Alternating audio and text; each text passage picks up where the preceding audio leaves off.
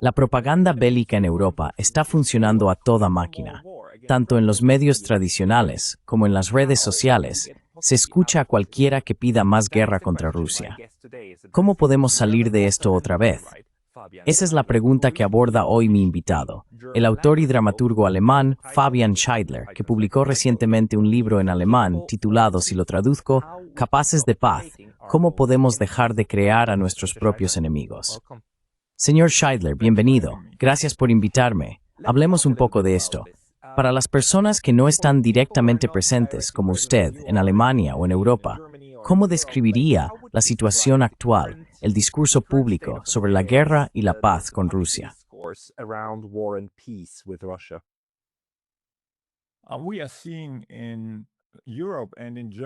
Estamos viendo, en Europa, y especialmente en Alemania, una militarización que no se había visto desde la Segunda Guerra Mundial. El gobierno alemán se ha comprometido a triplicar su presupuesto de defensa, pasando de 42.000 millones de euros al año a 142.000 millones, o 153, creo que esa es la cifra correcta. Así que tenemos un discurso que solo conoce el nosotros y ellos.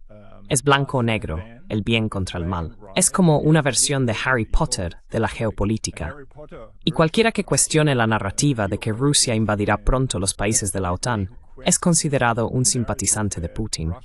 Y eso a pesar de que incluso los servicios de inteligencia estadounidenses, en su informe anual, afirman que Rusia no tiene ningún interés en atacar a la OTAN. Quiero decir, sería totalmente suicida, por supuesto.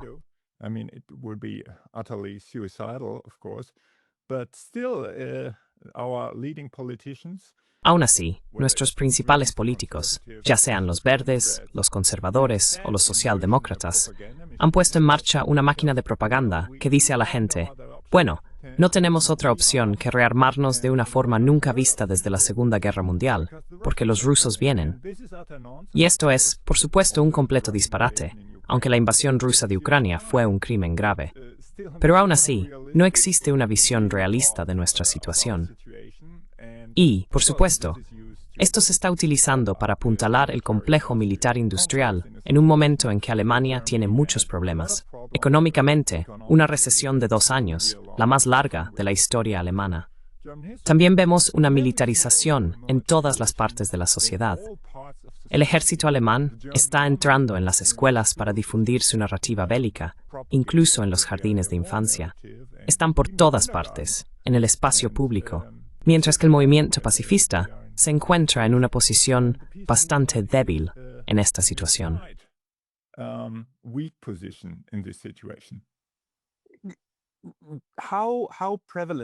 ¿Qué tan extendido crees que está esto en toda Europa? Porque en Alemania ciertamente es así. ¿Sabes cómo es la situación, digamos, en Francia o en Italia?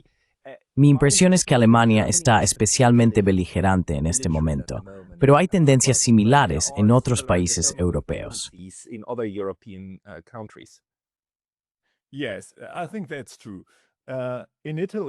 Sí, creo que eso es cierto. En Italia, por ejemplo, la situación es bastante diferente. Si hablamos de la guerra en Gaza, la campaña genocida de Israel en Gaza, los trabajadores italianos han hecho huelga contra las entregas de armas a Israel. Así que es una situación distinta. En Francia, por ejemplo, hay bastante resistencia a la militarización. El anterior gobierno, bajo el primer ministro Bayrou, tuvo que ser destituido porque no fue capaz de sacar adelante en el Parlamento un proyecto de ley de recortes sociales que reduciría el gasto social en unos 40.000 millones de euros, y no tenía mayoría en el Parlamento. Y en España, en particular, los movimientos antibélicos son bastante fuertes.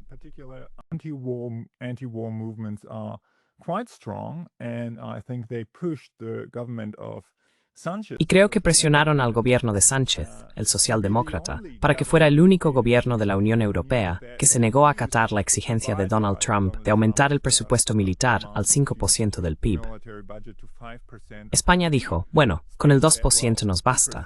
Y creo que eso se debe a que hay mucha oposición, tanto a la campaña genocida de Israel en Gaza como a la militarización. Así que la situación no es tan desesperada como en Alemania y otros países.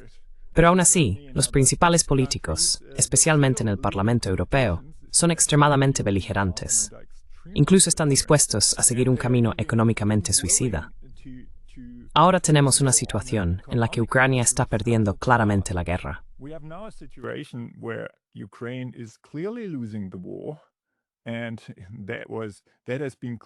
Y eso ha estado claro desde hace años. Quiero decir, incluso el general Milley, ex jefe del Estado Mayor del Ejército estadounidense, dijo hace 2 o 3 años que Occidente no puede ganar, que Ucrania no puede ganar esa guerra. Y el jefe del ejército ucraniano, Zaluzhny, dijo lo mismo. Así que desde hace años, sabemos que Ucrania no puede recuperar los territorios que perdió frente a Rusia. Pero aún así, la Unión Europea sigue impulsando esa narrativa de que podemos ganar la guerra si simplemente invertimos más dinero en ella. Ahora los estadounidenses han dejado de aportar dinero a Ucrania, y se supone que los europeos, especialmente Alemania, deben intervenir para pagar la factura.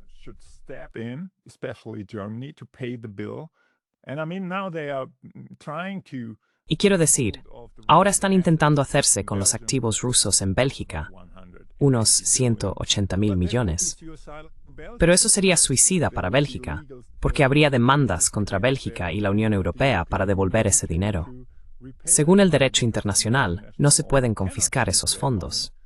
Aún así, están intentando hacerlo, y eso arruinaría por completo a Europa como lugar para la inversión internacional. Porque los inversores internacionales, especialmente del sur global, no considerarían poner su dinero en bancos europeos si los gobiernos europeos pudieran confiscarlo cuando quisieran. Así que creo que realmente, en el Parlamento Europeo y en la Comisión Europea, están en pie de guerra por varias razones.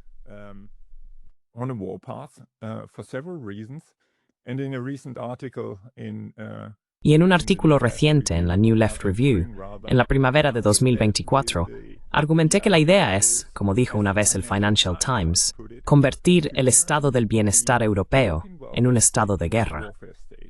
Creo que ese es el programa al que nos enfrentamos. Quiero decir, llevan décadas intentando destruir el estado del bienestar dentro del marco neoliberal del consenso de Washington. Han logrado hacerlo en parte, pero hay mucha resistencia, y ahora tienen un argumento. Dicen, bueno, los rusos vienen, tenemos que destinar todo nuestro dinero al ejército, y ya no podemos permitirnos el bienestar social. Así que ese es, en fin, el programa tanto de las élites políticas como del capital.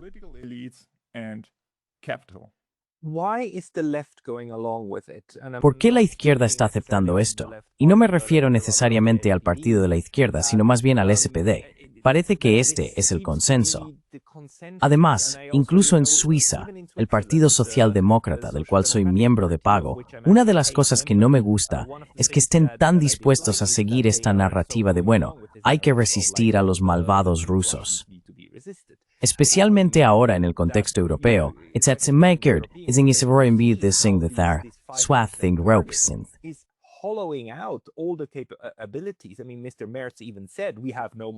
Quiero decir, el señor Merz incluso dijo que ya no tenemos dinero para el bienestar social, lo cual es siempre lo que dice la derecha liberal cada vez que se trata de bienestar social. Siempre hay dinero para recortes de impuestos, siempre hay dinero para el gasto militar, y ahora parece que se han centrado en un gasto masivo para el ejército. Eso, por supuesto, significa que el ejército va a ser el único, o más bien, todo el entorno militar. No se trata solo de la institución, sino de todo el entorno que podrá gastar dinero si sirve a fines de defensa, ¿verdad? Esto llevaría a una militarización masiva de todos los aspectos de la sociedad civil, ¿no es así?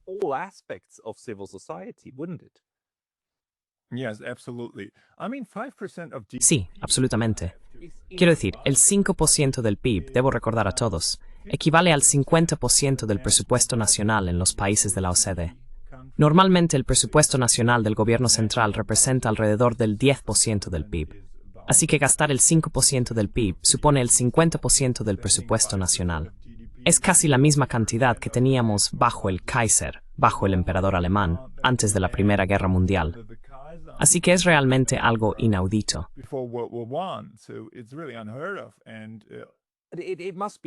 Hay que añadir, ya sabes, que en los estados europeos modernos, y en general en los estados del bienestar, una gran parte del presupuesto nacional Es un presupuesto de transferencias que ya está preasignado.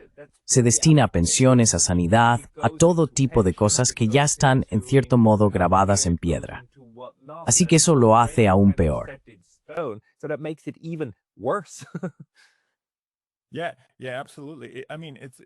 Sí, absolutamente. Quiero decir, es un ataque directo al estado del bienestar y a los trabajadores y las clases medias, por supuesto. Es una estrategia para tiempos de caos.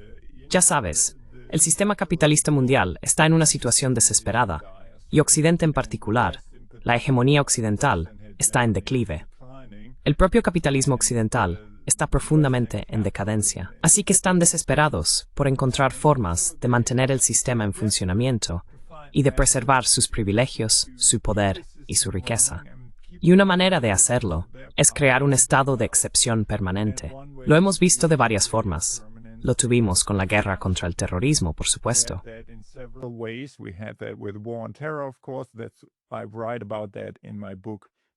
Escribo sobre ello extensamente en mi libro Friedenstüchtig. La guerra contra el terrorismo fue el modelo, por así decirlo.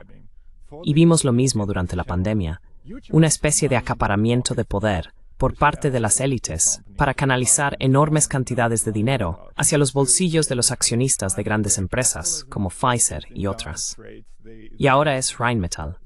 Así que, en tiempos en que el capitalismo atraviesa graves dificultades, busca formas de desacreditar la disidencia, justificar la represión y desviar enormes sumas hacia los bolsillos de los accionistas de las grandes corporaciones. De eso se trata todo. Ahora bien, la pregunta es, ¿por qué los socialdemócratas han seguido esa agenda?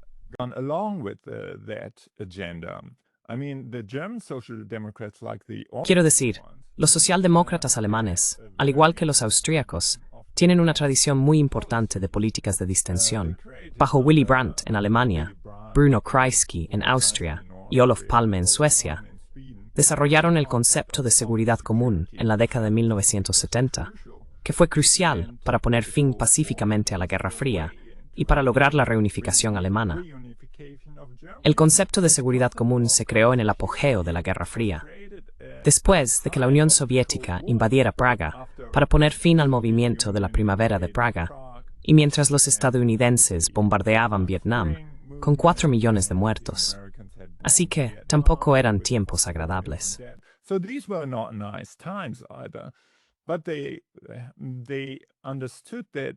Pero entendieron que en la era nuclear, como dijo una vez el exsecretario de Estado estadounidense, Cyrus Vance, la seguridad común en la era nuclear solo puede ser seguridad común. No se puede lograr seguridad frente a una potencia nuclear, porque al final todos estaríamos muertos. Así que desarrollaron este concepto. Y la seguridad común significa que los intereses legítimos de seguridad de todos los países deben ser considerados por igual. Eso significa, por supuesto, que Europa Occidental también tiene intereses legítimos de seguridad.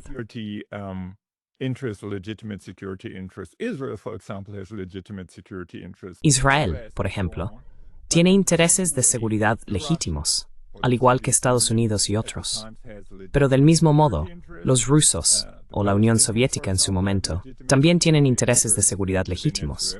Los palestinos, por ejemplo, tienen intereses de seguridad legítimos, y el pueblo de Venezuela tiene intereses de seguridad legítimos. Hay que tener en cuenta todos esos intereses de seguridad al mismo tiempo. Esa fue una forma de forjar acuerdos de desarme nuclear, tal como se alcanzaron en su momento, y de lograr una especie de distensión. Los socialdemócratas abandonaron esa tradición no solo después de la invasión rusa de Ucrania, sino incluso antes.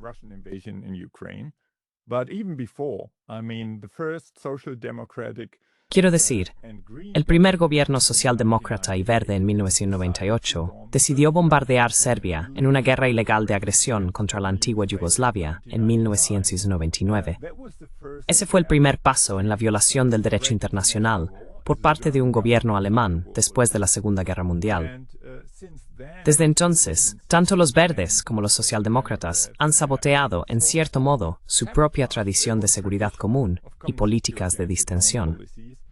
Tras la invasión rusa, el canciller Olaf Scholz pronunció aquel famoso discurso en el Parlamento alemán, el Bundestag, hablando de un punto de inflexión, la Zeitenwende, y anunció 100.000 millones para el ejército. Ni siquiera había hablado con su propio partido al respecto, y mucho menos con el Parlamento, pero se salió con la suya.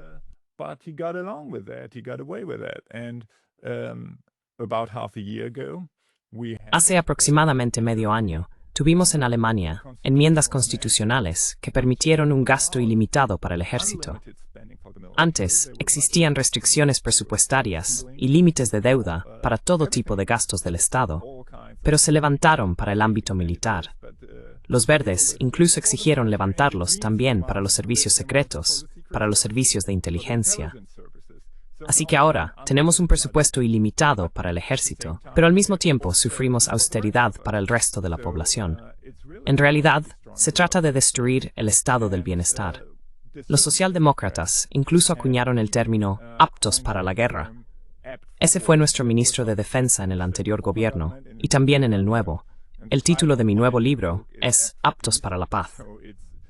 Es una postura desde la que debemos cuestionar esa idea, que el pasado era la única manera de avanzar.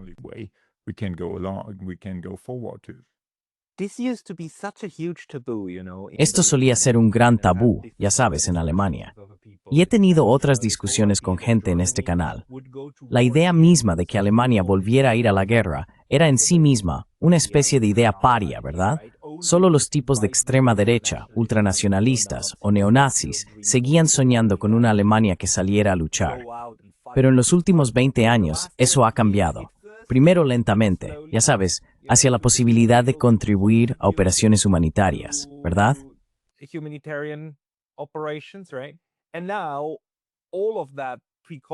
Y ahora toda esa precaución se ha ido por la ventana. Y la idea es, no. El ejército, la Bundeswehr, debe ser fuerte. Y si llega el momento, tenemos que ser capaces de matar rusos. Eso ahora no solo se puede decir. De hecho, es lo que se escucha en el discurso público. Ese cambio que se produjo, bueno, empezó lentamente, pero luego se aceleró en los últimos 3 o 4 años, se convirtió en algo que se puede decir. Y ahora es el tono aceptado. ¿Cómo te explicas eso? ¿Es rusofobia? ¿Es afán de venganza? ¿Qué es?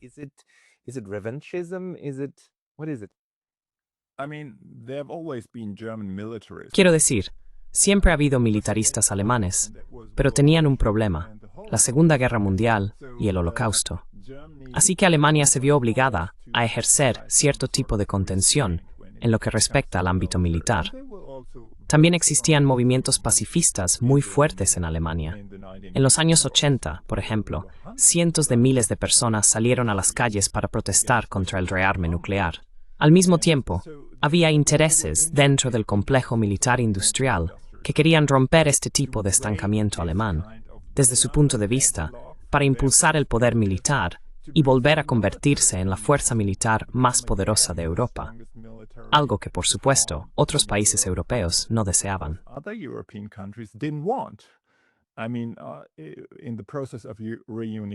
Quiero decir, en el proceso de reunificación, fue muy importante, por supuesto, para los rusos, porque perdieron 20 millones de personas en la Segunda Guerra Mundial. No querían que Alemania se remilitarizara, no querían que la OTAN se expandiera, pero también los países de Europa Occidental, como Francia y Gran Bretaña, no querían que Alemania se convirtiera en una potencia supermilitarista. Sin embargo, ahora parecen aceptar eso, lo cual es realmente bastante inquietante. Y el discurso ha cambiado, porque las élites han aprovechado la invasión rusa de Ucrania como pretexto para lo que Naomi Klein ha llamado la estrategia del shock, en su libro La doctrina del shock.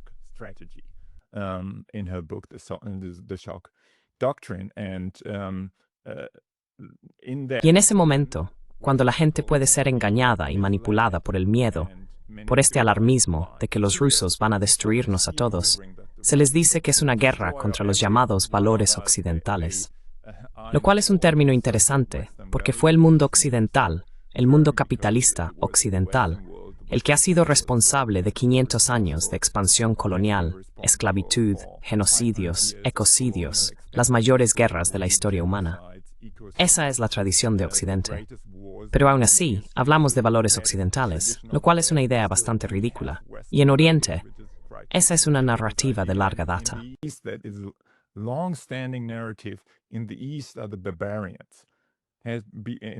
En el este están los bárbaros. En la guerra contra el terrorismo, fueron los bárbaros del mundo árabe y del mundo musulmán quienes fueron retratados como bárbaros. Y por supuesto, nuestros medios de comunicación desempeñaron un papel crucial en esta narrativa. Presentarnos como las fuerzas virtuosas de la historia mundial y al mundo musulmán como bárbaros. Ahora, esta narrativa simplemente se ha desplazado hacia Rusia. Así que Rusia vuelve a ser el gran oso del este que va a devorarnos a todos. Todo se trata de propaganda bélica, y utilizan esta invasión, ciertamente ilegal, que tiene una larga historia detrás. No surgió de la nada, por supuesto, la invasión rusa. Tuvo mucho que ver con la expansión de la OTAN y la expansión occidental en general, y con la sensación en Rusia de que sus intereses de seguridad estaban amenazados. Pero aún así, esto se hizo destroyperfuk mogs de militarización extrema, que se espera propaganda durante años.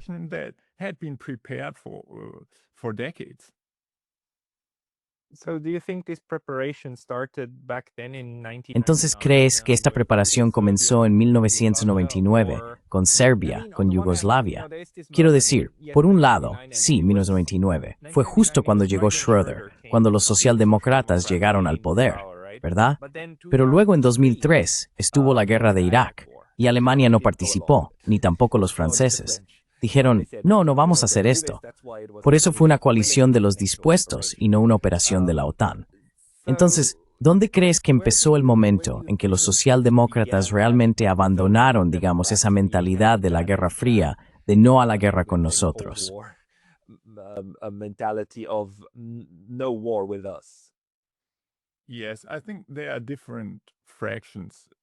Sí, creo que hay diferentes facciones y distintas fuerzas dentro del Partido Socialdemócrata. Incluso hoy existe una minoría que se opone al tipo de belicismo que vemos ahora. Pero la prensa los silencia e incluso los demoniza como amigos de Vladimir Putin, y así sucesivamente. Por supuesto, a principios de los años 2000 hubo mucha fricción, no tanto en el Partido Verde, sino más en el Partido Socialdemócrata, que tenía esa larga tradición de políticas de distensión. Y en 2003 se acercaban las elecciones. Y Schröder sabía que la población alemana estaba muy en contra de aquella guerra. Tuvimos una enorme manifestación en Berlín, 500.000 personas en las calles contra la guerra de Irak.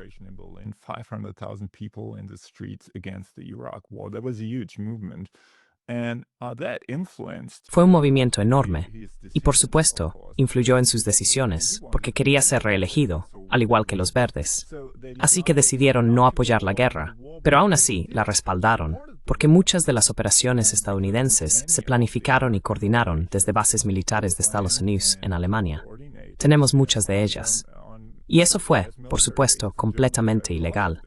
Por eso los gobiernos alemanes, incluso hoy, se han negado a calificar la guerra de Irak como una guerra ilegal, que por supuesto lo fue.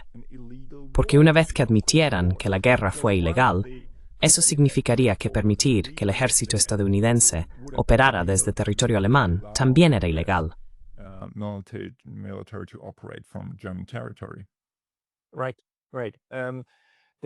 Sí, todavía hay mucha historia y mucha reflexión que deben hacerse, pero primero tenemos que salir de este momento belicista en el que estamos ahora, que para mí es realmente sin precedentes. En mi vida no he visto tanta retórica a favor de la guerra, a favor del ejército, a favor del vamos a luchar contra ellos. Así que escribiste ese libro, algo como Paz Preparada o Listos para la Paz. ¿Cómo hacemos eso? ¿Cómo salimos de esta espiral de fatalidad que parece girar a nuestro alrededor?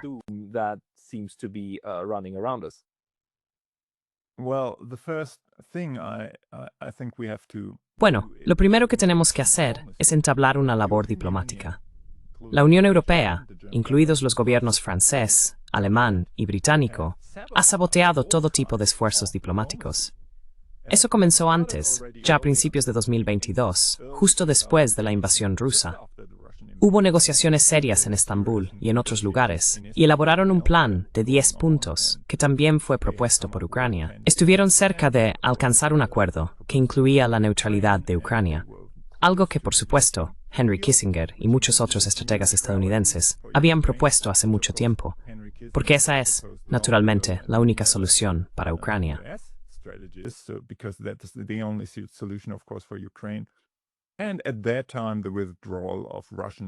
En aquel momento, la retirada de las tropas rusas hasta la línea del frente estaba sobre la mesa antes de la invasión. Y entonces, Boris Johnson intervino el 9 de abril de 2022, probablemente en nombre de los estadounidenses, y dijo, no deberíais firmar nada, no tenéis nuestro apoyo. Así que los ucranianos no lo firmaron. Esta narrativa, por cierto, suele ser cuestionada porque la gente dice que fueron las masacres de Bucha las que hicieron imposibles las negociaciones.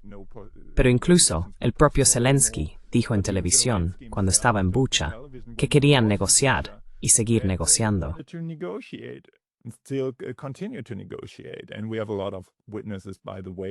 Y tenemos muchos testigos, por cierto. Incluso el jefe del partido de Zelensky en el Parlamento en ese momento y el principal negociador de Ucrania en Estambul dijeron, bueno, Occidente intervino. No querían que la guerra terminara.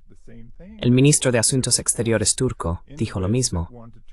Había fuerzas en Occidente que querían que la guerra continuara para debilitar a Rusia. Esas fueron las palabras del ministro de Asuntos Exteriores. Así que cuento esta historia porque demuestra que es posible negociar con el gobierno ruso. Y también es muy instructivo ver lo que quieren los rusos. Quieren la neutralidad de Ucrania.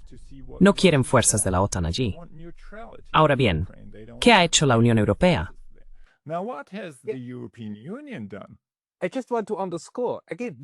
Solo quiero subrayar una vez más, la exigencia de los rusos no es que toda Ucrania tenga que ser suya, ni que Ucrania tenga que ser, ya sabes, absorbida. Esa no es la exigencia. La exigencia es que Ucrania, excluyendo las partes donde están sus tropas, debe ser neutral. Esa es la exigencia. Debe ser neutral. Simplemente no debe representar una amenaza.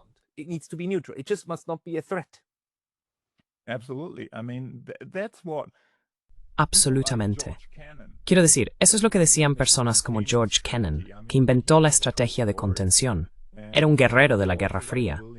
Y personas como William Burns, que ahora es director de la CIA, lo han dicho durante décadas. Chuck Matlock, el último embajador estadounidense en la Unión Soviética, sigue diciéndolo incluso ahora, a los 95 años. Absolutamente. Quiero decir, estas eran personas que conocían Rusia. Estuvieron en Rusia. William Burns fue embajador, creo, en Rusia. Conocía Moscú. Y sabía, y lo dijo claramente, que esas eran las líneas rojas. Y esta es realmente la lección de los tiempos de la seguridad común. Hay que respetar a Rusia, los intereses de seguridad legítimos de otros países, especialmente si son potencias nucleares.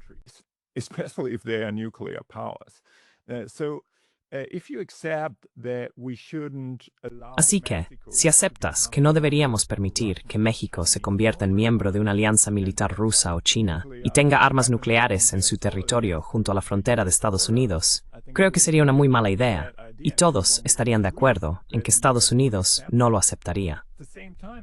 Al mismo tiempo, no se puede permitir que Ucrania entre en la OTAN. Es decir, hay que tener las mismas reglas para todos.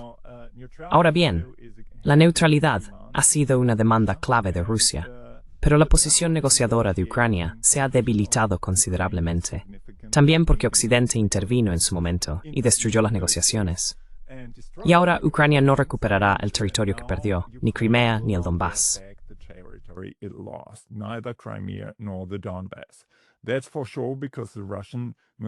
Eso es seguro, porque el ejército ruso tiene gran parte del poder, tanto en términos de personal como de productividad de la industria armamentística, y así sucesivamente.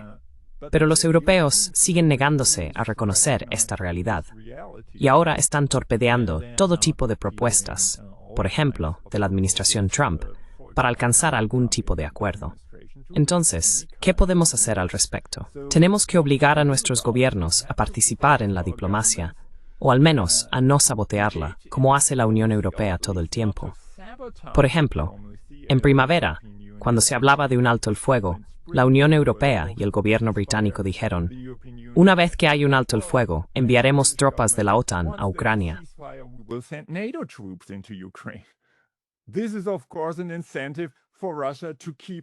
Esto es, por supuesto, un incentivo para que Rusia siga luchando, porque esa era la idea desde el principio, impedir que la OTAN se expandiera hacia Ucrania. Así que esa es una forma de torpedear cualquier negociación. Y ahora están intentando confiscar, como dije, los activos rusos en Bélgica, lo cual, por supuesto, va en contra del derecho internacional. Y si lo hacen, como dijo con razón el primer ministro belga, esta es otra manera de impedir que Rusia negocie si ve que sus activos son confiscados. Por eso, debemos presionar a nuestros gobiernos para que se comprometan con la diplomacia en lugar de bloquearla y aumentar el gasto en la guerra.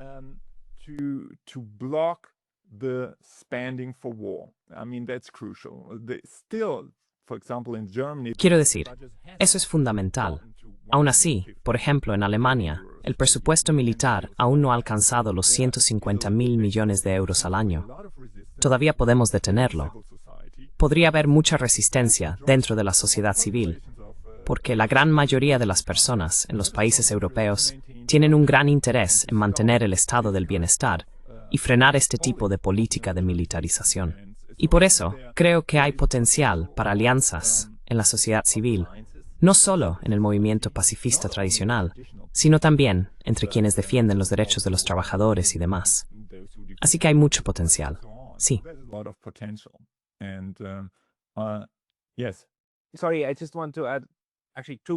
Perdón, solo quiero añadir en realidad dos preguntas. Una es, ¿crees que llegará un momento en que otras naciones de la UOME empiecen a sentirse un poco incómodas con esto? Porque ya sabes, se puede demonizar a los rusos todo lo que se quiera y demás, pero en cierto nivel, en Francia, en Italia, en Polonia y así sucesivamente, debe de haber una memoria, ¿no? Quiero decir, hubo épocas en las que Alemania se militarizó y no terminó bien.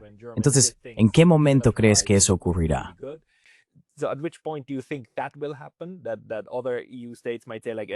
Otros estados de la UE podrían decir algo como, tranquilos, tranquilos, Alemania, quizá no tan rápido. Y en segundo lugar, lo que no entiendo es que, mientras los alemanes y los europeos en general tienen este objetivo tan firme sobre cómo debe terminar la guerra, debe acabar con toda Ucrania de vuelta a Ucrania, incluida Crimea, y con Vladimir Putin en La Haya, lo dicen con mucha convicción, pero ninguno explica cómo. La mejor idea que tienen los militaristas son misiles de largo alcance para hacer ataques puntuales, pero nadie tiene una cadena lógica de cómo se revertiría eso militarmente. Ninguno. Entonces, ¿cómo se puede entender esto?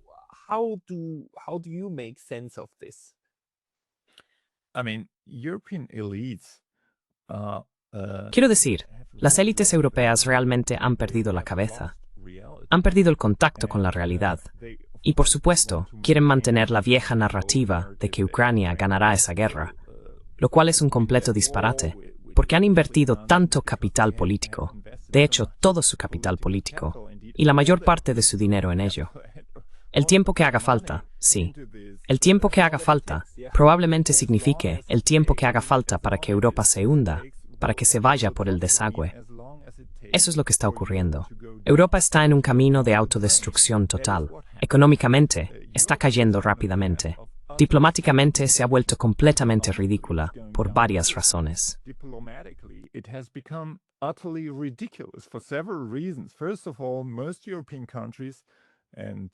En primer lugar, la mayoría de los países europeos, y especialmente Alemania, han apoyado el genocidio en Gaza. Así que la doble moral es evidente cuando afirman que defienden el derecho internacional en Ucrania mientras apoyan un genocidio en Gaza. Otros países, como Reino Unido y Francia, también han respaldado a los israelíes. A nivel internacional, están quedando cada vez más aislados diplomáticamente. Y además, están aumentando el riesgo de guerra. Si se mantiene esa confrontación y se la acelera con Rusia, se corre el riesgo de una guerra nuclear. Es una situación muy grave, y la doctrina nuclear rusa es muy clara.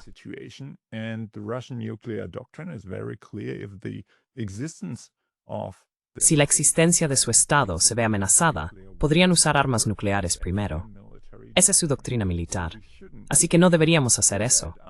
Quiero decir, pienses lo que pienses sobre Rusia y Vladimir Putin, deberíamos buscar la supervivencia en esa situación. Y el único camino hacia la supervivencia es la diplomacia. Y las élites europeas, las élites políticas, no están en condiciones. Si miras lo que está votando el Parlamento Europeo, parece que dicen, sí, vayamos a la Tercera Guerra Mundial. Hay unos 700 miembros del Parlamento, y alrededor de 650 están votando a favor de este tipo de cosas, incluidos los verdes, los socialdemócratas y partes de la izquierda, aunque no toda la izquierda, hay que decirlo.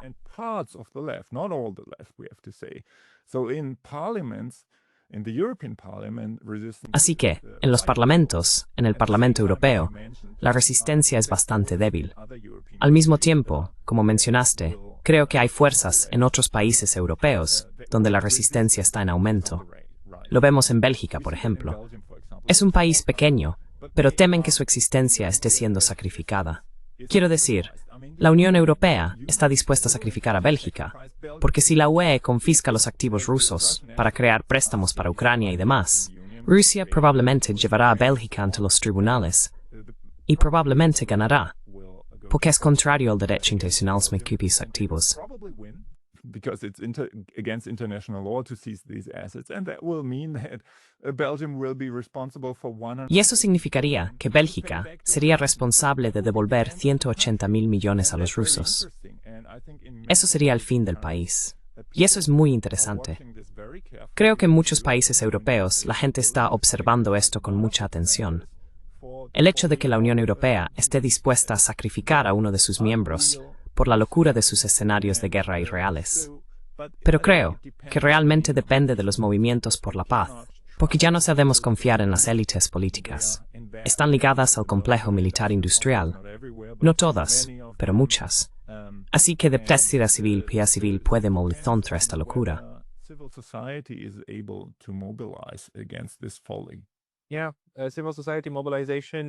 Sí, la movilización de la sociedad civil sería una cosa. La otra, y así es como lo plantea el señor Karaganov en Rusia, es que el problema es que los europeos no tienen realmente miedo, no están asustados. Así que, en cierto sentido, Europa me recuerda en este momento a un chihuahua frente a un enorme. Bueno, ¿cuál sería un buen ejemplo? Digamos, un oso. Pero entre el chihuahua y el oso hay una puerta de cristal. El chihuahua sabe que el oso está encerrado fuera, ¿verdad? Así que puede ir y ladrar, ser quien no es escandaloso.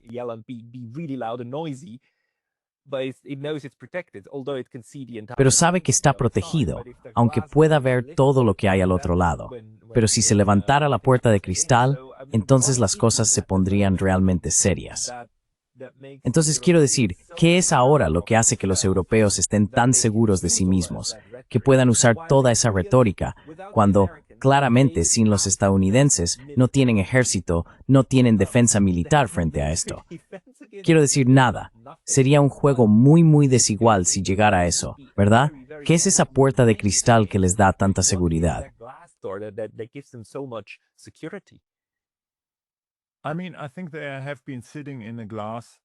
Quiero decir, creo que han estado viviendo en una casa de cristal durante mucho tiempo.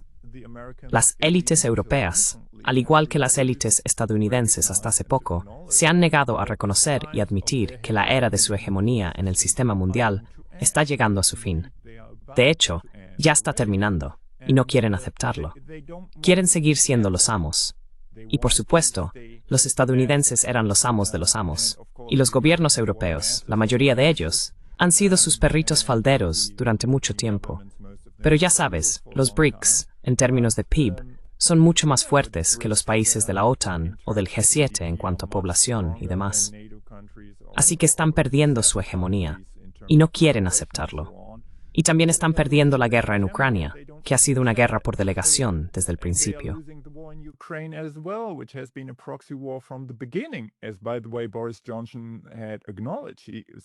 Por cierto, Boris Johnson lo había reconocido. Dijo varias veces, bueno, esto es una guerra por delegación. Aún así, en los medios alemanes no se puede decir eso.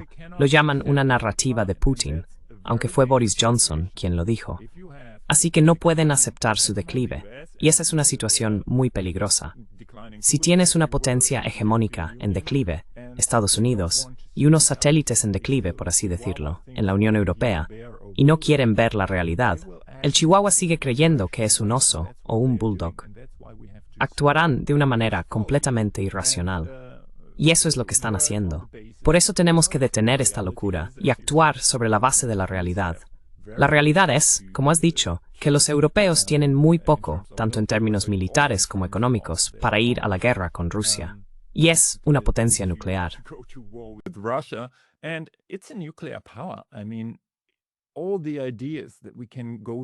Todas esas ideas de que podemos ir a la guerra con Rusia son completamente suicidas, sean cuales sean las fuerzas convencionales. Es ridículo. Por eso todo este rearme es totalmente absurdo. Porque una vez que vayamos a la guerra con Rusia, la guerra nuclear será muy probable y todos estaremos muertos, incluidos nuestros dirigentes políticos. Y por eso resulta tan aterrador que el canciller alemán, Friedrich Merz, haya dicho recientemente que no tiene miedo de una guerra con Rusia. Ahora bien, ¿qué significa eso? ¿En qué estado mental se encuentra este hombre para no tener miedo de una guerra con Rusia? Es un estado mental muy peligroso dentro de las élites europeas. No saben lo que es realmente la guerra. No saben lo que significa ir a la guerra con Rusia. Y están dispuestos a permanecer en su mundo de fantasía, de supremacía europea y occidental, y a sacrificar el mundo. Es una situación muy peligrosa.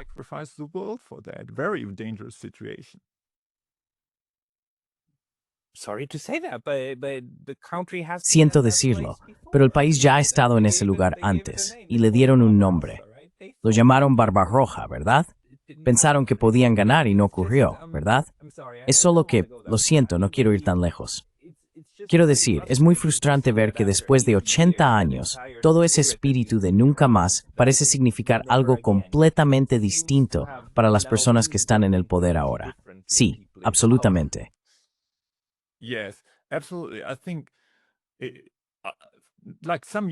Creo que hace unos años no habría creído que Alemania y Europa pudieran estar en este estado ahora. Quiero decir, tenemos una situación un poco parecida a la de antes de la Primera Guerra Mundial, en la que hay élites políticas completamente irresponsables en Europa que se arriesgan a todo tipo de aventuras, incluso a una gran guerra. Pero es una situación diferente, porque hoy vivimos en la era nuclear. Y eso significaría no solo otra Primera Guerra Mundial, sino probablemente el fin de la humanidad. Las personas que están en el poder ahora seguramente no hay idea.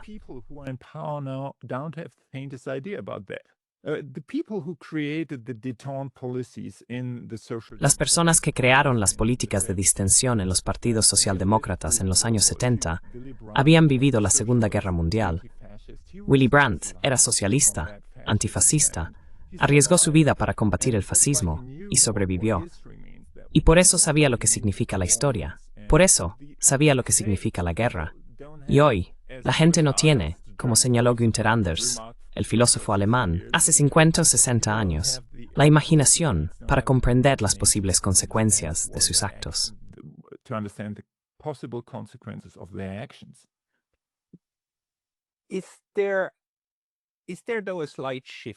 Hay, sin embargo, un ligero cambio en los últimos meses. Porque una cosa que he notado es que una de las voces más destacadas de Alemania, el filósofo Richard David Precht, muy bien recibido en todos esos programas de debate, ha empezado a decir que necesitamos reconocer ciertos puntos de vista rusos y que debemos negociar. Por supuesto, todo el mundo lo está criticando, especialmente en X. Pero eso me sorprendió, porque antes esa no era una postura que se expresara mucho. Entonces, ¿está ocurriendo un ligero cambio?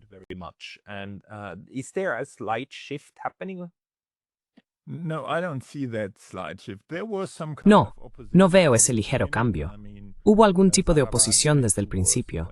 Quiero decir, Sarah Wagenknecht, que cuando empezó la guerra aún formaba parte del partido de izquierdas Die Linke, era muy conocida y apareció en algunos programas de debate. El procedimiento habitual de nuestros medios es que, si hay una persona que pide paz y negociaciones, ponen a 4 personas, 4 belicistas, frente a ella para demonizarla. Y eso fue lo que ocurrió, por supuesto. Y con Richard David Precht es prácticamente la misma historia. Así que es importante tener esas voces. Pero aún así, según las encuestas, la opinión pública ha sido moldeada por la propaganda en los últimos años. by propaganda for the last years.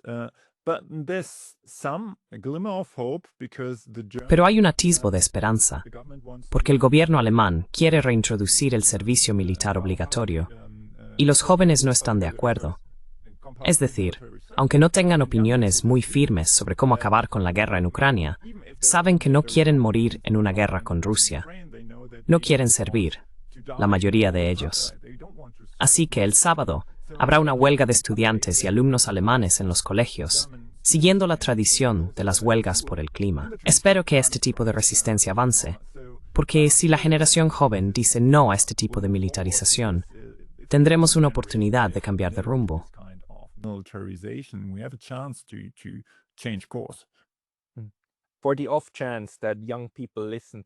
Por si acaso, hay jóvenes escuchando este programa, porque sé que la demografía es más bien la contraria. Pero por si alguien está escuchando, es muy sencillo. Si alguien te pide que cojas un fusil y vayas a matar a otra persona, simplemente di que no. Simplemente di que no, porque es algo tan perverso, ¿verdad? Todos esos mayores en los programas de debate se sientan ahí y hablan de la necesidad de defender y de que la generación joven asuma su responsabilidad. Y ellos nunca, jamás se acercarán al frente, ¿verdad? De nuevo es una perversión, pero es una que está viendo ahora mismo.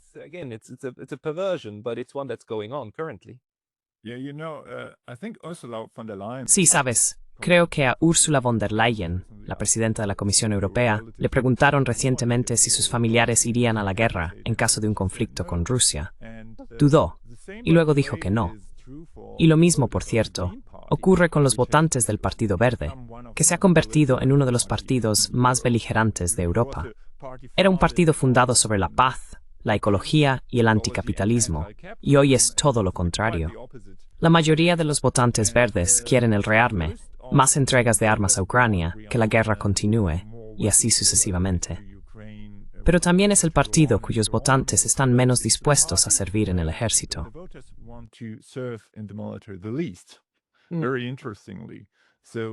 Muy interesante. Entonces, como dijiste, es como si la burguesía y los círculos académicos en Alemania fueran bastante pro-guerra y pro-militarización, pero no quisieran que sus hijos fueran a la guerra. Es una situación completamente cínica. Y Erich Maria Remarque, el autor de Im Westen nichts Neues, no sé, el título en inglés, uno de los libros antibélicos más famosos escritos después de la Primera Guerra Mundial, tiene una escena famosa en la que los soldados de ambos bandos están sentados diciendo, bueno, ¿de qué tratan estas guerras? Quiero decir, si el zar ruso y el Kaiser alemán tienen un problema, que cojan pistolas y se maten ellos mismos.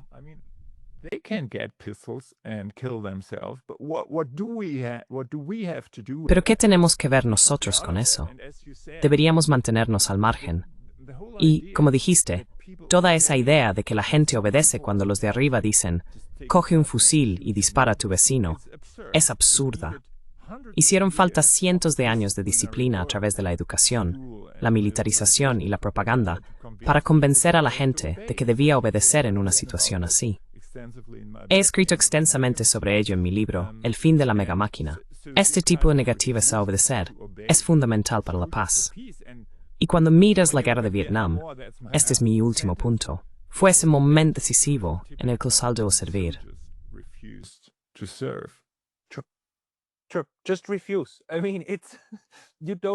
Simplemente rehúsate. Quiero decir, no tienes que ser un pacifista acérrimo, solo rehúsate a que te envíen a la guerra. Y bueno, como nota al margen, cuando se trata de la Primera Guerra Mundial, fue incluso más absurdo que ahora, porque el Kaiser alemán y los rusos eran primos, junto con el rey de Gran Bretaña, ¿verdad? Todos eran nietos de la reina Victoria. Pero en fin, los europeos, incluidos, creo, hasta los rusos, tienen la costumbre de tomar decisiones estúpidas, que luego son soportadas por la gente trabajadora normal. Hans y Paul van y matan a Iván y a Gregorio, ¿no? Es horrible.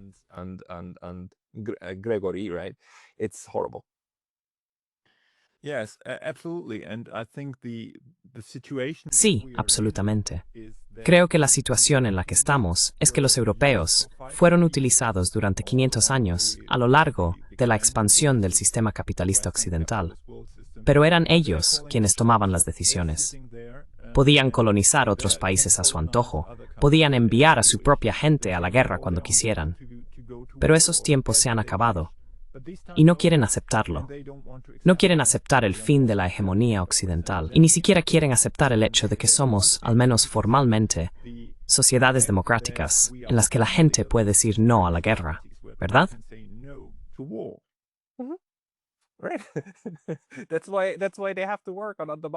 Por eso tienen que trabajar en socavar las mismas democracias que dicen estar defendiendo. Pero ese es un tema completamente distinto. Fabián, para las personas que quieran seguirte, ¿cuál es el mejor lugar para encontrar tus libros y tus escritos? ¿Y dónde los publicas? Sí.